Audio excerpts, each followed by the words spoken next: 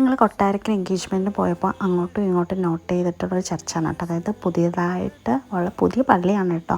ലക്ഷങ്ങളോ കോടിയോ ഇങ്ങനെയൊക്കെ ആയെന്നാണ് പറയുന്നത്. എനിക്ക് കറക്റ്റ് അറിയാം. ഞങ്ങൾ നേരെ ഇവിടെ എത്തിക്കഴിഞ്ഞിട്ട് ഞങ്ങൾക്ക് പ്രെയർ ചെയ്യണമെന്ന് പറഞ്ഞ് ഇവിടുത്തെ ആൾക്കാരോട് ചോദിച്ചപ്പോൾ ഞങ്ങൾക്ക് പള്ളി തുറന്നു തന്നു.